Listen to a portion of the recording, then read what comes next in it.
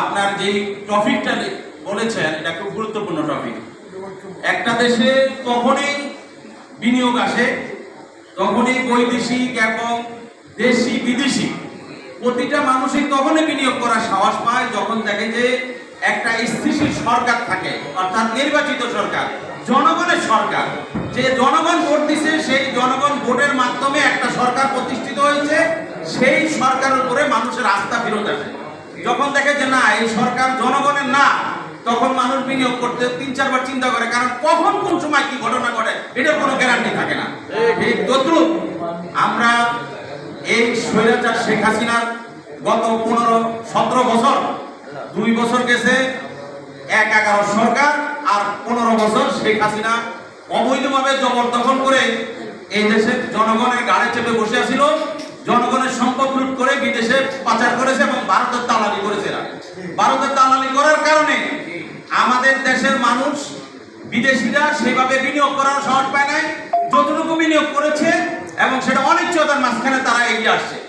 আমরা পরিষ্কার ভাষায় যেটা বলতে চাই, এই বর্তমান ডক্টর ইউনূস ঐক্যমতের সরকার প্রতিষ্ঠা করছে, কিন্তু সেটা হলো অন্তর্বর্তী সরকার। আমরা বলেছি, আমরা 28 অক্টোবর 2023-এ সেই দিন আওয়ামী লীগের মরণ হয়ে যেত, সেদিন আওয়ামী লীগের পতন হতো।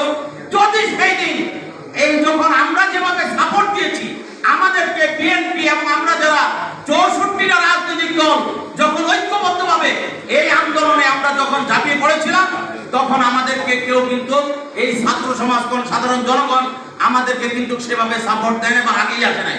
না এগিয়ে আসার কারণে তারা মনে করছে আপনার এই আমরা ওখানে গেলে আমাদেরকে পুলিশ ধরে নিয়ে যাবে, আওয়ামী লীগ মেরে ফেলবে, আইনা করতে হবে। আসলেই তাই বাস্তবতা হয়েছে। কারণ এই ছাত্ররা যখন তাদের কোটা আন্দোলনে শুরু করেছে, তাদেরকে কিন্তু আন্দোলনের সূচনা হয়েছে কিন্তু 17 জুলাই থেকে। যখন 17 জুলাই ঐক্যবদ্ধভাবে বিএনপির মহাসচিব তারেক রহমান যখন বলেছে যে আপনারা ছাত্রদের পাশে দাঁড়ান, এবং জামাত ইসলামের আমির সহ আমার ন্যাশনাল ডেমোক্রেটিক পার্টি, আমাদের জাতীয় সমন্বয় জোট এবং আমরা 63টা রাজনৈতিক দল, আমরা যখন সারা বাংলাদেশে আহ্বান জানানো হয়েছে যে আপনারা সকলে সারা বাংলাদেশের মানুষ ঐক্যবদ্ধভাবে এই ছাত্রদের পাশে দাঁড়ান, তখনই কিন্তু আন্দোলন বেগবান হয়েছে। যখন আমার 7জন ছাত্র ভাইকে হত্যা করেছে, মুক্তবাদ আবু সাইদকে স্বৈরাচার ফ্যাসিস্ট শেখ হাসিনার দোসর যে পুলিশ গুলি করে হত্যা করা হয়েছে, সেই হত্যার কারণে কি হয়েছে, আমার এই শেখ হাসিনাকে বিদায় করতে পেরেছি। তাও কিসের বিনিময়? 2000 উপরে আমার ছাত্র এবং যুবক এবং বৃদ্ধ, আমার মা ভাই বোনের রক্তের বিনিময় 36 জুলাই গণঅভ্যুত্থান সম্ভব হয়েছে। আমি এই হলে বসে বলেছিলাম বাংলাদেশে একটা গণঅভ্যুত্থান আমাদের প্রয়োজন ছিল, কিন্তু সেই গণঅভ্যুত্থান হয়েছে, কিন্তু সেই রক্তের গণঅভ্যুত্থান হয়েছে, হাজার হাজার মানুষকে আহত করেছে।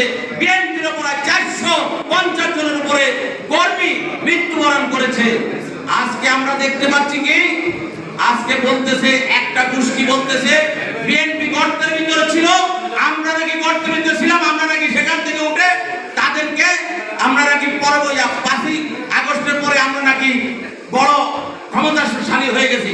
কিন্তু আমরা পরিষ্কার ভাষায় বলে দিতে চাই, বিএনপি এবং ন্যাশনাল ডেমোক্রেটিক পার্টি, জাতীয় সমন্বয় জোট, জামাত ইসলামের আগে গর্তে ছিল না। গত 17 বছর আন্দোলন করার পরে মানুষের ধৈর্য যখন শেষ হয়ে যায়, তখন এই আন্দোলনে ঐক্যবদ্ধভাবে এই স্বৈরাচারকে বিদায় করার জন্য একত্রিত হয়ে তারেক রহমানের নির্দেশে এই বাংলাদেশে আন্দোলন সুসংগঠিত হয় এবং এই স্বৈরাচার ফ্যাসিস্ট শেখ হাসিনা পালিয়ে যেতে ব্যর্থ হয়।